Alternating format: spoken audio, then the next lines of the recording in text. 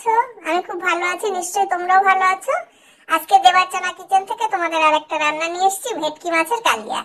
দেখবে কেমন করে আমি এই কালিয়াটা রান্না করি। আমার মতো করে তোমরা খেয়ে রান্না করে আমাকে জানাবে কেমন হয়েছে না হয়েছে। আর হ্যাঁ, লাইক শেয়ার কমেন্টস করতে ভুলো না কিন্তু বন্ধুরা, আমি কিন্তু তোমার অপেক্ষা। হ্যাঁ বন্ধুরা, কড়াইতে তেল দিয়ে দিয়েছি। এবার তেলটা একটু গরম হচ্ছে নাকি দেখে নেবো। হ্যাঁ, তেলটা গরম হয়ে গেছে। লবণ হলুদ মাখিয়ে রেখেছিলাম মাছে, এবার ছেড়ে দিচ্ছি এক এক করে মাছগুলো। দেখতে থাকো তোমরা। 4 পিস মাছ রান্না করবো আমি, কারণ বেশি খাওয়ার লোক নেই তো, তাই মাছগুলো একটু ভাজতে টাইম লাগবে।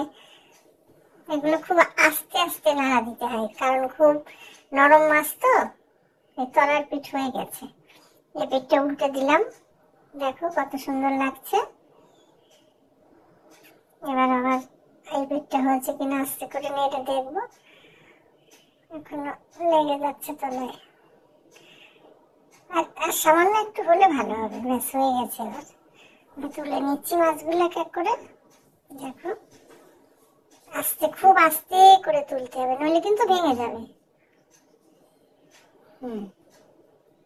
খুব আলতো হাতে তুলে নিচ্ছি, নাহলে ভাঙার ভয় থাকবে।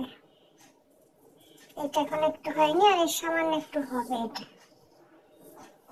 প্রায় হয়ে এসছে। এবার এটা তুলে নেব, আস্তে করে তুলে নিলাম। এই তেলের মধ্যেই এবার কি করব দেখো, মাছগুলো ভাজা কত সুন্দর লাগছে দেখেছ। এবার এর মধ্যে দিয়ে দিচ্ছি জিরে, শুকনো লঙ্কা, আর দিয়ে দিচ্ছি গরম মশলার গুঁড়ো। হ্যাঁ, আমি সবসময় গুঁড়ো দিই, তোমরা বলেই দিয়েছি। এবার দিচ্ছি একটা পেঁয়াজ কুচি, বেশি না, মাত্র একটা, দিয়ে নাড়াচাড়া করব। বেশ একটু লাল লাল হবে সেই পর্যন্ত নাড়াচাড়া করব। এবার কেটে রাখা আলুগুলো দিয়ে দিলাম, একটু হলুদ, সামান্য একটু লবণ দেব। ব্যাস, নাড়াচাড়া করে নিতে হবে ভালো করে, যাতে আলু আর পেঁয়াজ ভালো করে ভাজা ভাজা হয়ে যায়। এবার দিয়ে দিচ্ছি, এর মধ্যে আছে রসুন বাটা আর পেঁয়াজ বাটা। একটা পেঁয়াজ আর 4-5 কোয়া রসুন, তাই বেটে এর মধ্যে দিয়ে দিলাম। রান্নাটা মাত্র 2টো পেঁয়াজের রান্না, বেশি রিস্ক করব না। আজকাল যা দিন পড়েছে, বেশি রিস্ক রান্না খাওয়া ভালো না, সেটা তো সবাই জানো। শুধু দেখালেই তো হবে না, এটা তো আমাদের খেতেও লাগবে। এবার দিয়ে দিলাম অল্প একটু জিরে বাটা, আন্দাজ মতো, আর দিয়ে দিচ্ছি একটু আদা বাটা। ব্যাস, আর দেবো না, এইটুকুই যথেষ্ট। এবার দিয়ে দিচ্ছি শুকনো লঙ্কার গুঁড়ো, নাড়াচাড়া করবো ভালো করে। মশলাটা সুন্দর করে নাড়াচাড়া না করলে কাঁচা গন্ধ আসবে, আদা রসুন পেঁয়াজের কাঁচা গন্ধ বেরোবে। এবার দিচ্ছি সামান্য একটু মিষ্টি। এটা দিলে হয় কি, রংটা ভালো হয়, সেই জন্য একটু সামান্য মিষ্টি দিতেও পারো, কেউ নাও দিতে পারো, তোমাদের ইচ্ছা। দিতে হবে এমন কোনো কথা নেই, ওই রংটা ভালো করার জন্য একটু দিলাম। এবার দিয়ে দিচ্ছি টমেটো কুড়িয়ে রেখেছিলাম, সেই টমেটো কোরানো দিয়ে ভালো করে নাড়বো। নাড়াচাড়াটা খুব সুন্দর হতে হবে। দেখো, এখন কিন্তু রংটা অনেক পরিবর্তন হয়ে গেছে আগের থেকে। এবার দিচ্ছি কাশ্মীরি লঙ্কার গুঁড়ো। ব্যাস, নাড়তে থাকবো ভালো করে। যত ভালো করে নাড়াচাড়া করে কষাবো, তত রংটা সুন্দর হবে, টেস্টটাও ভালো হবে।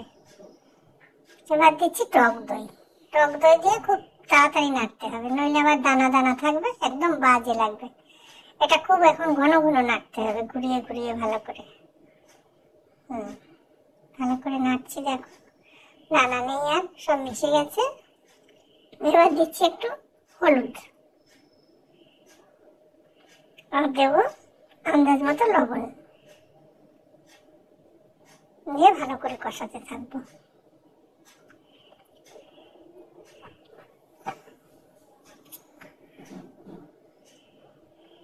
সুন্দর করে কষানো এবার দিয়ে দিচ্ছি আর একটু গরম মশলার গুঁড়ো। গরম মশলা কাঁচা দিয়ে এটা একটু জল দিলাম হাত দিয়ে, আর সামান্য জল দিয়ে দিলাম আন্দাজ মতো। আলুটা সিদ্ধ হবে, আর বেশি জল দেওয়া যাবে না, এতেই হয়ে যাবে। এবার আমি দেখো কি করছি, কাঁচা লঙ্কা দিয়ে দিলাম 4টে। যদি লঙ্কা কারো কম লাগে সে কাঁচা লঙ্কাটা টিপে নেবে।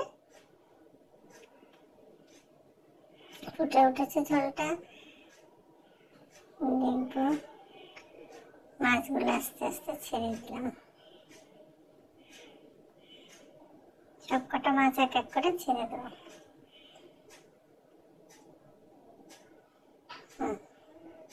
একটু সামান্য নাড়াচাড়া করে দেব। আলুগুলো এখনো সিদ্ধ হয়নি, আর একটু সিদ্ধ হবে। এখন আমি ঢাকা দিয়ে দেব। এই ঢাকা দিয়ে দিলাম। ঢাকা দিয়ে আঁচটা এখন লোতে করে দিলাম। এবার দেখো সিদ্ধ হয়ে গেছে, ঢাকা নামিয়ে দিয়েছি, সিদ্ধ হয়ে গেছে। ঝোলটা মোটামুটি ঠিকই আছে। এবার দিয়ে দিচ্ছি ঘি। ঘি দেওয়া হয়ে গেল। দেখো নামিয়ে কত সুন্দর লাগছে দেখতে।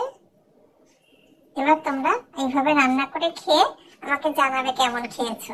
আর হ্যাঁ বন্ধুরা, তোমরা লাইক করছো, কমেন্ট করছো না কেন? তোমরা কমেন্ট করো, লাইক করো, শেয়ার করো, বেশি বেশি করে শেয়ার করো, আর সাবস্ক্রাইব করতে ভুলো না বন্ধুরা।